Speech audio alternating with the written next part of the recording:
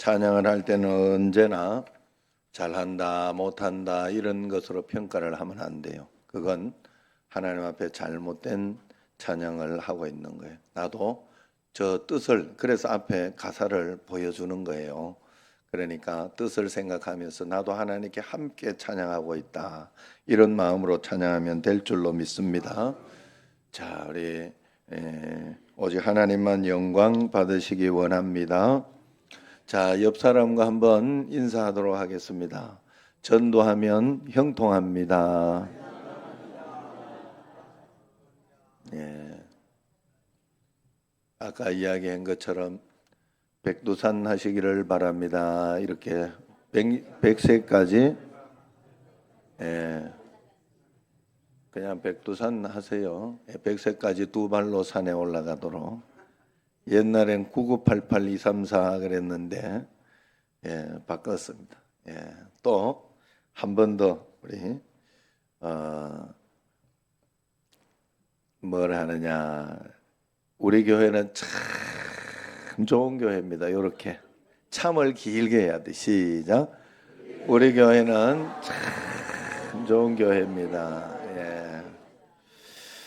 할렐루야. 상대방이 말을 안 받으면 나에게 몇 배로 끌려온다고요? 4배로 끌려온다. 4배로 더 그것이 내 축복이 된다. 안 받으면 감사하고 뭐 받으면 또 내가 복을 빌어서 나도 복되고 상대방도 복돼서 감사하고, 그렇게 인사하고 잘 하면 돼요. 똑같이 감옥에 갇힌 사람이 있었어요.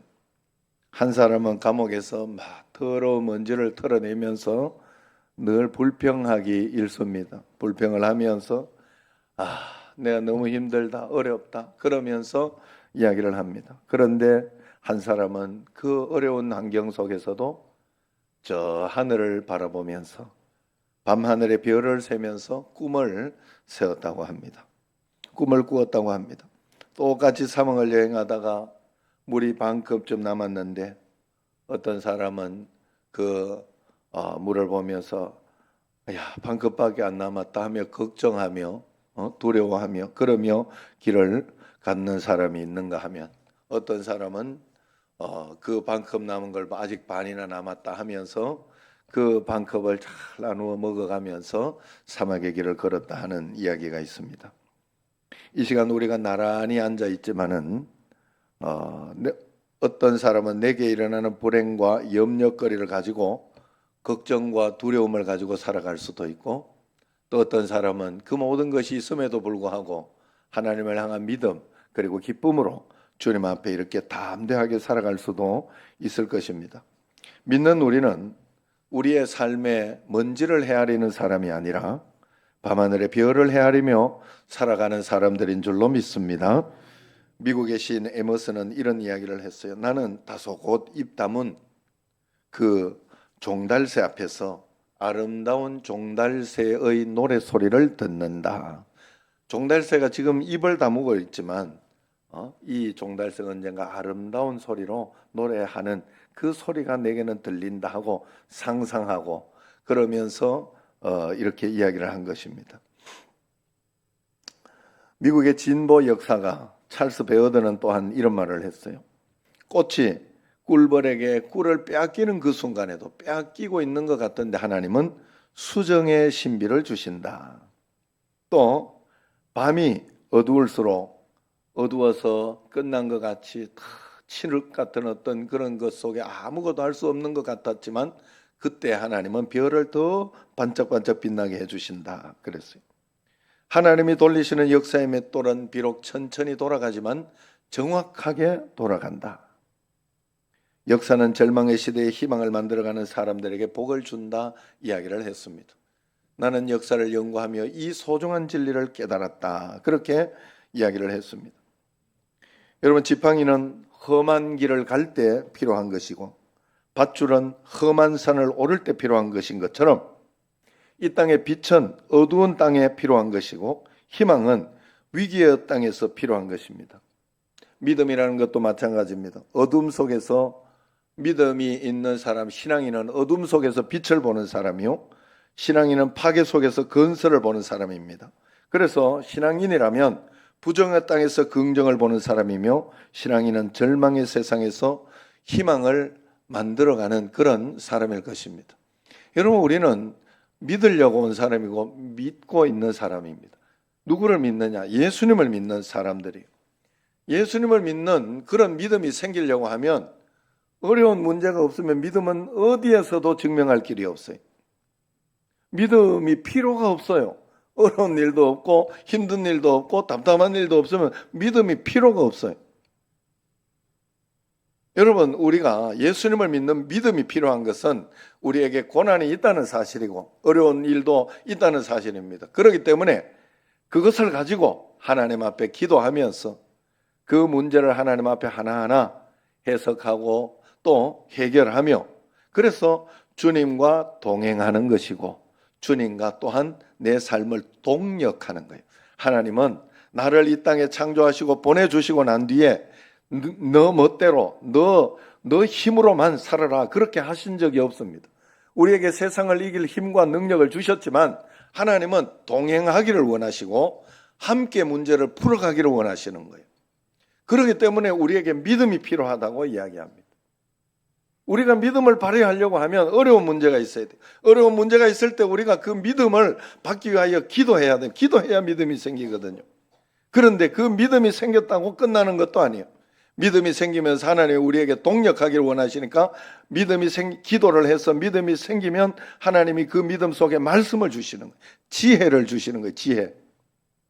그것을 통해 가지고 하나님은 하나하나 풀어나가고 이겨나가고 견뎌나가고 그러도록 하는 거예요. 저도 어제 이렇게 우리 교회 여기 이쪽에서는 쓰면 안 되겠다는 그것을 제가 많이 느끼는데, 분쇄기를 이렇게 교회에서 쓰다가 보니까 거기가 이렇게 막히고 뭐 어떻게 해가지고 물난리가 나서 아주 난리를 쳤습니다. 그래, 그런 이야기를 이렇게 하는 가운데 또 여기도 전화해보고 저기도 전화해보면서 하나하나 풀어나가려고 했죠. 그래서 그때 물난리를 친 아내가 굉장히 미안해하면서 그러더라고. 미안해할 일이 아니잖아요. 그건 아무리 생각해보면 아내가 잘못한 게 아니거든요. 그러다가 어느 날 그게 시기가 돼서 그렇게 물난리가 날 뿐이에요. 그래서 하나님 앞에 기도하면서 하나님, 오늘 또 우리 예배에 좋은 거 주시려고 하나 봅니다. 또 하나님은 더 좋은 것으로 주시는 줄로 믿습니다. 하나하나 풀어나가겠습니다 하면서 이렇게 저렇게 했어요. 그래서 기도하는 가운데 또 하다가 보니까 뚜러펑도 넣어보고 또 그러면서 이렇게 또 현 집사님이 내가 요거는 비밀인데 가르쳐준다 이러면서 일단 뜨거운 물을 팔팔 끓여서 한번 일단은 부어보고 그 다음에 뭘 해봐라 이러더라고요. 어쨌든 그래가지고 지금은 좀 해결이 된 상태예요.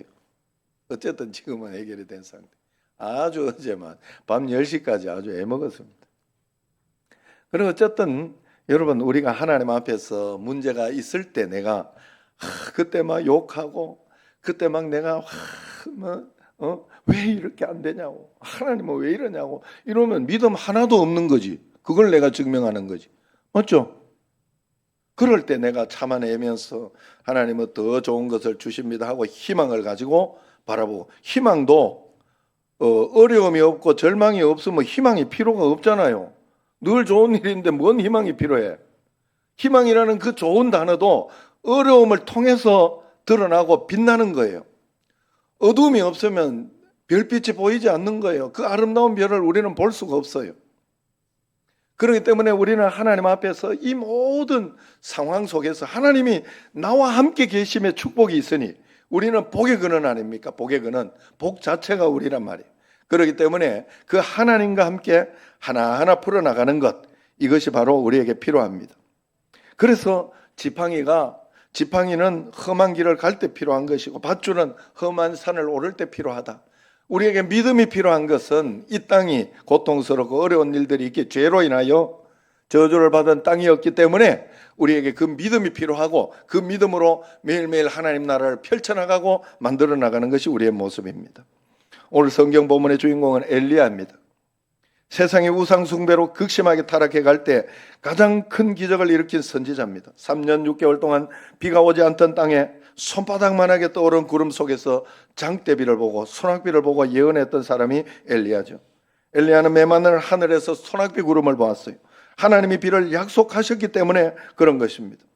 엘리야가 위대한 선지자였던 것은 그가 붙든 말씀이 위대했기 때문입니다. 오늘 본문 말씀은 갈멜산에 불이 떨어졌던 멋진 승리 이후의 사건을 우리에게 보여주고 있어요. 엘리야는 우상 숭배하는 이방 선지자가 850명이나 있었을 때 그 대결에서 홀로 하나님의 능력으로 당당하게 승리했어요. 여러분, 이스라엘이 하나님을 믿고 유일신 하나님을 경배하는 그런 나라인데 거기에 이방 선지자, 이 바알 선지자가 850명이 있었다는 그만큼 목회자가 타락했다 이 말이에요.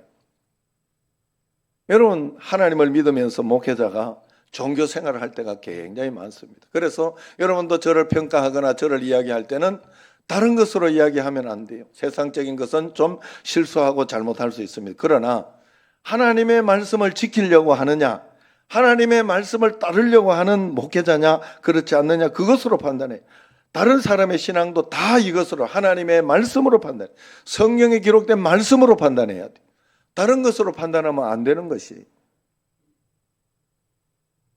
그래서 이 당시에 아무리 850명의 이 멀쩡한 선지자예요, 선지자. 그런데 바알 선지자가 되어버렸어요. 우상 숭배를 하는 선지자가 되어버린 거예요. 여기에 대결해서 하나님이 세상적인 방법, 육시적인 종교적인 어떤 그런 것이 와가지고 그렇게 한다고 되는 것이 아니다 말이죠. 하나님의 약속의 말씀이 있었을 때 엘리야에게 그 역사가 일어났고 승리를 했는데 이 하나님의 사람 엘리야는 승리 후에 무엇을 했을까? 우리가 생각하기에 승리의 감격에 도취되어서 축하하면서 야, 우리 이제 새로 한번 시작해보자 그러면서 막 이렇게 잔치를 벌일 만도 했어요. 꽃동산을 찾아서 평안하게 휴식을 취할 만도 했습니다. 휴가지를 찾아서. 그러나 오늘 본문 42절을 보면 엘리야는 그렇게 하지 않았어요. 엘리야가 했던 행동이 뭐냐? 같이 한번 읽어봅시다. 엘리야가 갈멜산 꼭대기로 올라가서 땅에 꿇어 엎드려 그의 얼굴을 무릎 사이에 넣고 기도를 했다. 교만하지 않고 또 기도하고 있었어요. 승리에 오만하지 않았고 승리에 도취되지도 않았습니다. 하나님의 새로운 역사를 기다리며 곧장 기도하기 시작했던 것입니다. 비를 거두어 가신 하나님, 이제 당신의 불쌍한 백성들을 위해 비를 주셔야 하지 않겠습니까?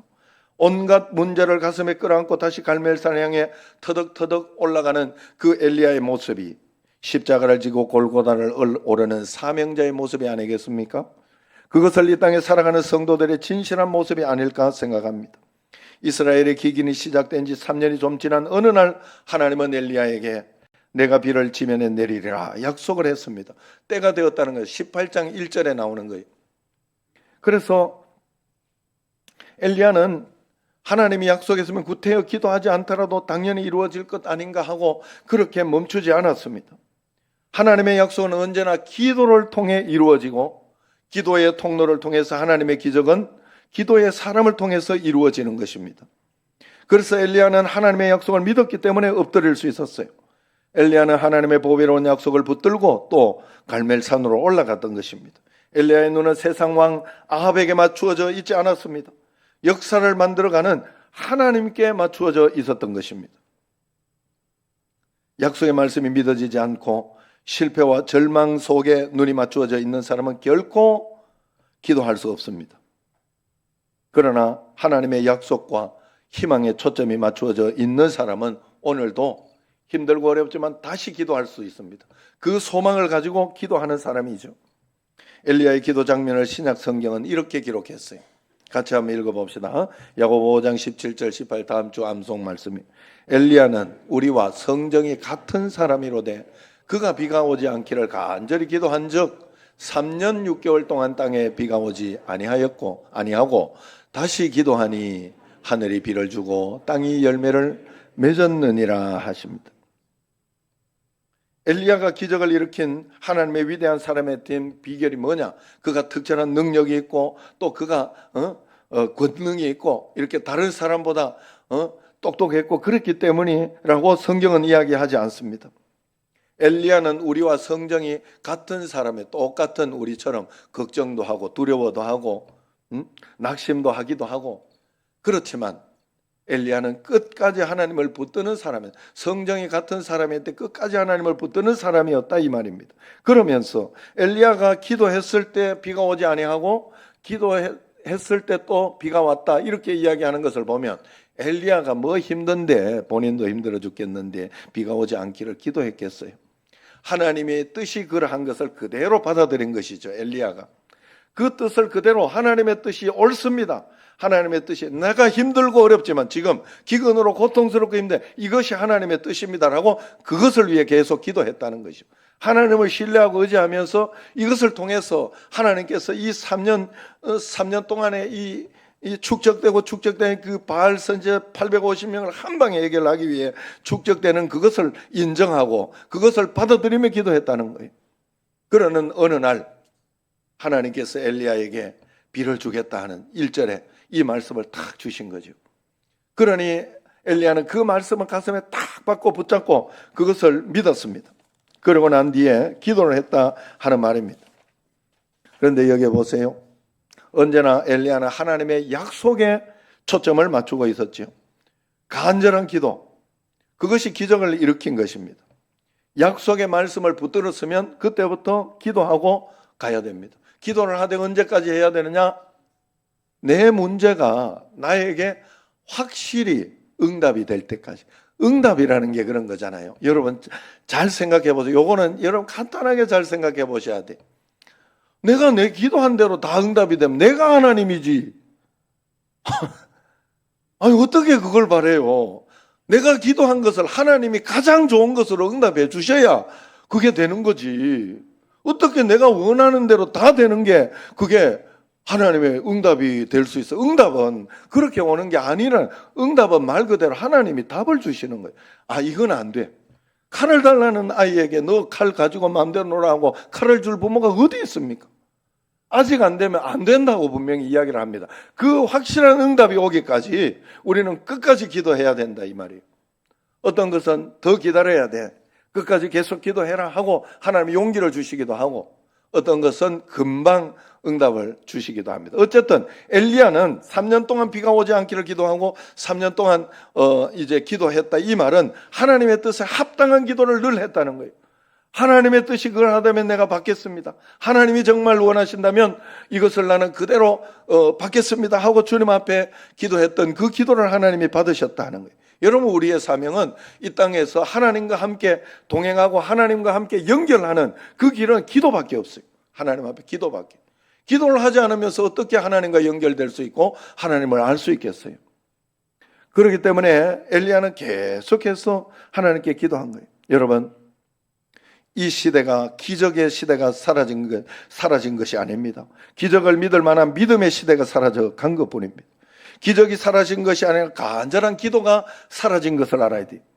하나님의 능력과 축복이 내게 임하지 않는 것은 기도하지 않고 순종하지 않고 믿지 않기 때문입니다.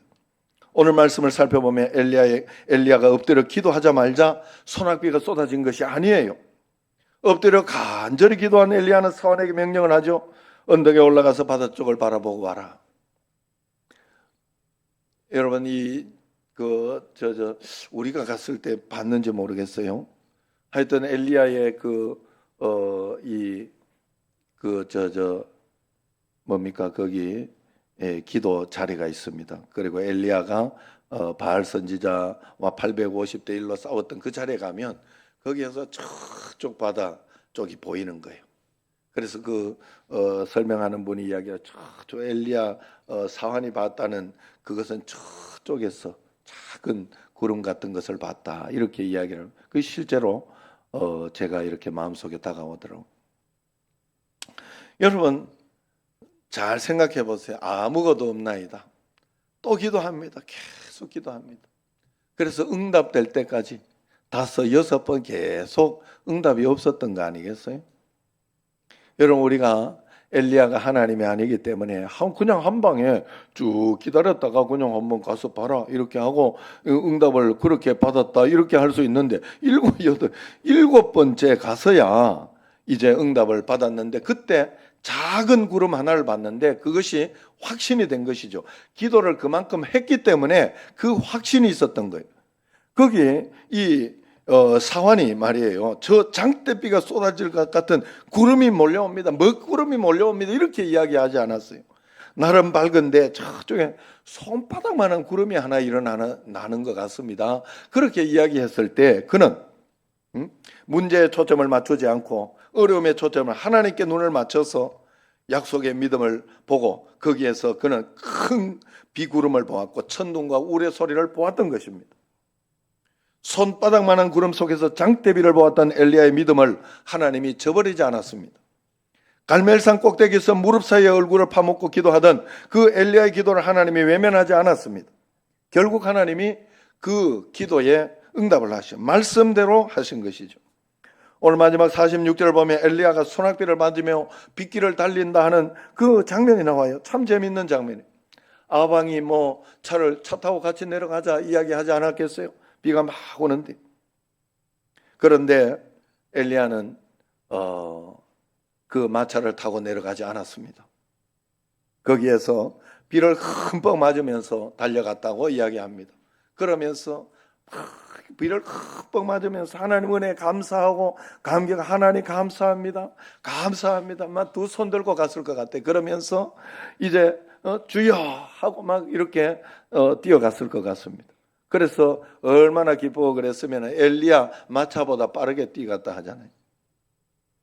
그 이야기가 구체적으로 나옵니다. 여기에 성경에. 여러분 우리가 하나님 앞에 응답을 받고 나면 정말로 큰 행복과 기쁨과 감사로 우리가 나아갈 수 있어요. 이 엘리야가 그러한 기쁨과 감사를 하나님께 올려드릴 때 바알 선지자 마치고 나서도 그 감사와 기쁨과 행복을 올려드렸겠지요. 그러고 나서 또다시 하나님 앞에 기도했는데 이제 더 큰 또 지금까지 어려운 문제 해결을 받았습니다. 그랬을 때 이 장엄한 모습 얼마나 아름답습니까? 얼마나 행복하겠습니까? 여러분 우리도 문제에 초점을 맞추면 안 돼요. 하나님께 초점을 맞추고 살아야 할 줄로 믿습니다. 이제 부흥회를 마쳤죠. 부흥회 때 받은 은혜만 있다고 되는 게 아니에요. 이제 엘리야처럼 주신 말씀 붙잡고 교회를 위하여 하나님 나라를 위하여 두 손 들고 전도하며 형통합니다. 우리가 하나님 앞에서 말씀대로 이 땅에서 하나님 나라를 이루어가며 살아야 합니다 하고 그 말씀을 붙잡고 주님 앞에 나갈 때 역사가 일어날 줄로 믿습니다.